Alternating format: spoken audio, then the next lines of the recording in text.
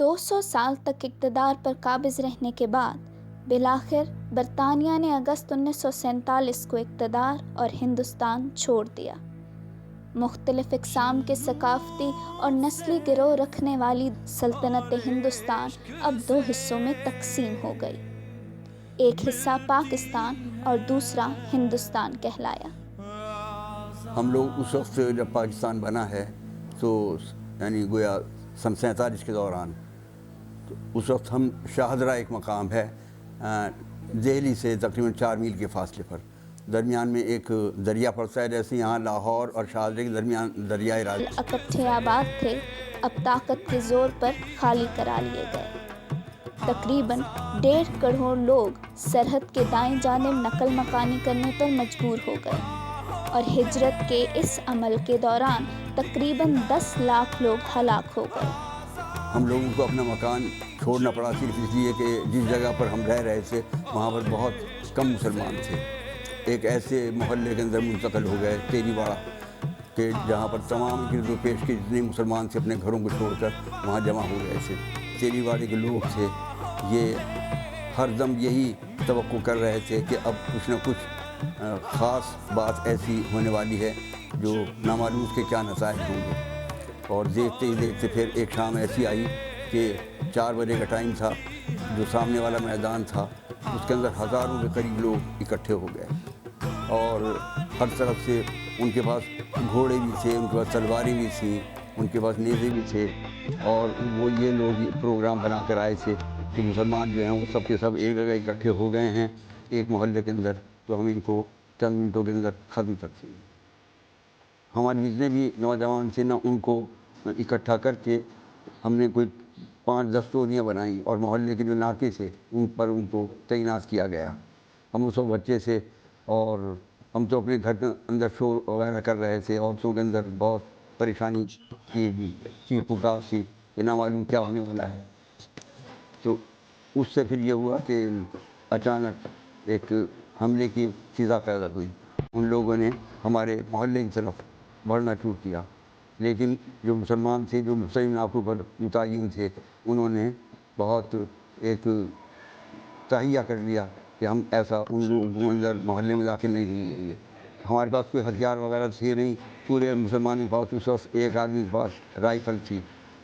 اس نے ایک مسجد کی حفاظت کے لیے اس کے مسجد کے قریب ایک درخت تھا، اس کے اوپر وہ چڑھ گیا اور وہاں پتوں کے اندر چاقو میں چھپ کر بیٹھ گیا، اور تقریباً 6-7 بجے کا ٹائم ہو چکا تھا، اور حملہ جو تھا وہ دونوں پر تھا، لوگ ہر طرف سے داخل ہونا چاہتے تھے۔ مسلمانوں کے پاس اور کوئی چیز لڑنے کے لیے نہیں تھی،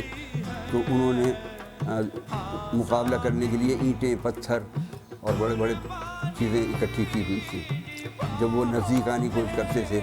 تو سب کے سب یہ نعرے لگا کر، نعرے تکبیر اور نعرے حیدری خاص طور سے، اور پتھر پھینکتے تھے، پتھر پھینک کر ان کو وہ پیچھے کی طرف دھکیل دیتے تھے۔ وہ لوگ خوفزدہ ہو کر پیچھے ہٹ جاتے تھے، اور پھر وہ دوبارہ آتے تھے، پھر یہ پتھر مار کر پھر بھگا دیتے تھے۔ 8-10 دفعہ اس طرح سے ہوا۔ وہ قومیں جو صدیوں سے ایک دوسرے کے ساتھ آباد تھیں، اب دنیا کے سب سے بڑے نسلی فسادات کی وجہ سے ایک دوسرے کا قتل عام کر رہی تھیں۔ جب اگلا دن ہوا ہے تو ہم نے کچھ لوگوں کو پھر اعداد و شمار دیکھے، تو ہمارے کچھ ایک شخص تھا رتی خان، اور اس کے ساتھ اور 8-10 آدمی سے تقریباً 38 آدمی ہمارے مارے گئے۔ اور اس کے بعد رات ہو گئی، اور وہ ہندوؤں کا جو رش تھا دشمنوں کا وہ بھی کم ہو گیا۔ پھر اس کے بعد وہ ٹولیاں بن کر آئے، اور انہوں نے محلے میں آ کر کسی ایک مسلمان کا نام لیا کہ حامد حسین میں خطرے میں ہوں، تو ہم لوگ یہ سمجھے کہ ہندو تو جا چکے ہیں۔ جب ہم باہر نکلے تو وہ خود وہاں پر ہندوؤں کی ایک ٹولی وہاں موجود تھی۔ ان لوگوں کو پھر سب محلے والوں نے مل کر ختم کیا، لیکن اس کے اندر ہمارے مسلمان کافی تعداد میں اس وقت مارے گئے، یعنی جو عام حملہ تھا اس کے اندر نہیں مارے گئے تھے، لیکن اس فریب کے اندر کہ اب معاملہ ختم ہو چکا ہے تو اس موقع پر زیادہ مسلمان مارے۔ اس رات کے خاتمے کے بعد پھر اگلا دن صورت طلوع ہوا، تو پھر جو مقامی پولیس اسٹیشن کا ایک عملہ آیا ہمارے پاس، پولیس کے لوگ، اور انہوں نے کہا کہ اب آپ لوگ جو ہے نا یہاں پر اگر ٹھہریں گے تو اپنی جان سے ہاتھ دھونے پڑیں گے آپ کو۔ بہتر یہی ہے کہ آپ لوگ یہاں سے چلے جائیں۔ چنانچہ محلے کے لوگوں نے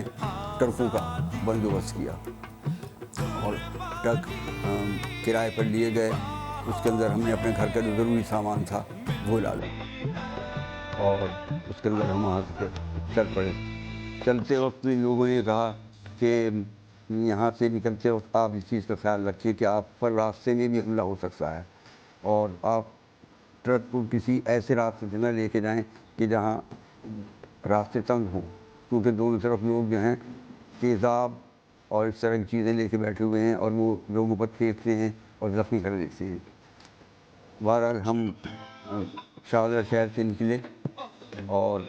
ہم نے اپنے گھروں کے تالے اس امید پہ لگائے کہ جب یہ ہلہ گلہ ختم ہو جائے گا تو پھر ہم واپس لوٹ آئیں گے۔ سامان ضرور ساتھ لے لیا، لیکن ہمیں امید یہی تھی کہ ہم نے واپس ضرور آنا ہے۔ چنانچہ تالے وغیرہ لگائے اور ہم وہاں سے روانہ ہو گئے ٹرکوں پر بیٹھ کر۔ اور جب ہم شہر سے نکلے، دریائے جمنا کے پل سے گزرے، دہلی میں داخل ہوئے، تو وہاں پر جو ہجرت کرنے والے لوگ تھے جن کو ہندوستان سے نکلنا ہی نکلنا تھا، تو وہاں پھر کچھ کیمپ قائم کیے گئے تھے مسلمانوں کے لیے کہ انڈیا منتقل ہونے سے پہلے ان کیمپوں میں جمع ہو جائیں۔ چنانچہ 3-4 مقامات تھے وہاں پر۔ ایک عیسیٰ خان کا مقبرہ تھا، ایک ہمایوں کا مقبرہ تھا، جامع مسجد تھی، یہاں پر کیمپ لگائے گئے تھے۔ ان کیمپوں کے اندر ہم لوگ اکٹھے ہو گئے اور کیمپوں میں اکٹھے ہونے کے بعد پھر اس انتظار میں رہے۔ روزانہ وہاں پر اتنی برے حالات تھے کہ ہمیں پہلے ایک رات ہمیں عیسیٰ کے مقبرے میں گزارنی پڑی۔ تو عیسیٰ کے مقبرے میں یہ حال تھا کہ رات کا ٹائم آیا تو ایک دم ایک طوفان آیا۔ اس طوفان کے اندر جو ہم نے وہاں چولہوں میں آگ رکھی ہوئی تھی، ہوا چلی، تو وہ ہوا کے چلنے سے شعلے بکھرے اور ادھر ادھر جو وہ انہوں نے لگا رکھے تھے اپنے کپڑوں کے خیمے سے بنا رکھے تھے، ان میں آگ لگنے کا خطرہ ہوا۔ وہ رات مجھے اچھی طرح یاد رہے کہ اس قدر آندھی اور طوفان تھا کہ میرے والد جو تھے نا، وہ ایک دری اوڑھ کر بیٹھ گئے اور انہوں نے اپنے بچوں کو بھی، ہمیں بھی اپنے ساتھ ہی اس دری کے نیچے کر دیا۔ اور کسی طرح سے وہ رات پوری ہوئی، طلوع ہوا سورج، تو ہم وہاں سے پھر نکلے اور پھر ہم ہمایوں مقبرے میں چلے گئے۔ وہاں ٹینٹ کے اندر خیر سے ماحول میں بس وہاں ہیضہ پھیل چکا تھا اور بہت سے لوگ ہر طرف مر رہے تھے، اور مرنے والوں کا یہ حال تھا کہ ان کے پاس نہ کوئی کفن تھا، نہ کوئی قبریں کھودنے کا سامان تھا۔ وہ اپنے لاشوں کو، میتوں کو کندھوں پر لاد کر لے آتے تھے اور پھر گاہ کھود کر اور اس کے اندر ڈال دیتے تھے۔ اسی حالت کے اندر ہماری ایک جو بہن تھی صغیر خانم، اس کا انتقال ہوا۔ چنانچہ اس کو کوئی کفن وغیرہ ہمارے پاس نہیں تھا،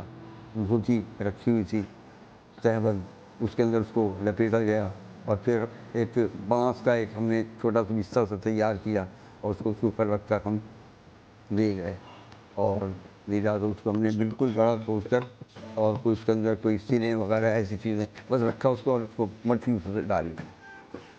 ہمیں یہ طے کرنا پڑا کہ چاہے کتنے بھی خطرات ہوں، ہم نے پاکستان جانا تو ہے، پاکستان کی طرف ہجرت تو کرنی ہے، تو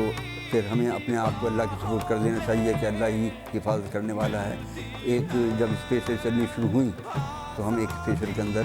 سوار ہو گئے، اس حالت میں کہ نہ ہمارے پاس کوئی کھانے پینے کو کوئی چیز تھی اور کوئی دفاع کا سامان نہیں تھا۔ البتہ یہ تھا کہ پاکستان کی طرف سے ایک بلوچ ریجمنٹ کا ایک بندوبست کیا گیا تھا، وہ ہماری اسپیشل کے ساتھ رکھی گئی مسلح، تاکہ ہمیں پاکستان تک صحیح و سالم حفاظت کے ساتھ پہنچا سکے۔ جب ہم ہجرت کرنے کے بعد یہاں آئے تو ہم نے یہاں کے لوگوں کے اندر یہ دیکھا کہ انہوں نے بڑا اچھے انداز سے ہمارا استقبال کیا اور بہت جوش و خروش کا انہوں نے اظہار کیا اور بڑی محبت کا اور پیار کا۔ یہاں کے لوگوں کا جو جذبہ تھا وہ قابل تعریف تھا۔ پاکستان کے لیے جتنی قربانیاں مسلمانان ہند نے دیں ان کا اندازہ نہیں لگایا جا سکتا۔ پاکستان بننے کی خوشی ہمیں بہت ہوئی تھی، بہت خوشی ہوئی تھی، لیکن جب ہمیں یہ پتہ چلا نا کہ ہمیں اپنا وطن بھی چھوڑنا پڑے گا تو اس کا بھی مجھے تو خیر اتنا نہیں تھا، لیکن میرے جو والد تھے یا میرے بڑے تھے ان سے یہ ہمیں تاثر ملتا تھا کہ بہت پریشان تھے بیچارے، کہ پاکستان تو ہم نے جانا ہی جانا ہے، لیکن وطن کا چھوڑنا اتنا آسان نہیں ہوتا، یہ بڑی کٹھن منزل ہوتی ہے، تو اس کی بھی فکر تھی۔ ایک چیز جس کا وہ اندازہ نہیں کر سکتے تھے وہ یہ تھی کہ پاکستان بنا کیسے۔ میں تو یہ سمجھتا ہوں کہ جیسے 13 اگست کی بات ہے کہ 13 تاریخ کی اگست کو یہاں کے لوگ سوئے اور اگلے دن جیسے معمول کے مطابق ایک نیا سورج شروع ہوتا ہے، 14 اگست ان کے سامنے تھا، لیکن ہمارے ساتھ ایسا نہیں تھا۔ ہماری 13 اگست کی جو تاریخ تھی اس سے پہلے کا ماحول اور 14 اگست کے بعد کا جو ماحول تھا اس کے اندر بہت فرق تھا، اور ہم نے یہ بچپن ہونے کے باوجود ہم نے اندازہ لگایا کہ انسان جب اپنی نسلیں بدلتا ہے تو کس طرح اس کے تاثرات جو ہیں، کس طرح اس کے ذہنی دنیا بدل جاتی ہے۔ وہی لوگ جو اپنے آپ کو بڑے دوست اپنے آپ کو ظاہر کرتے تھے وہ بہت عجیب و غریب ان کا انداز ہو گیا، اور پھر یہ دشمنی کی جو لہر تھی یہ بڑھتی چلی گئی۔ بے شک مملکت خداداد پاکستان اللہ کی ایک نعمت ہے جس نے مسلمانان بر صغیر کو عزت و وقار بخشا۔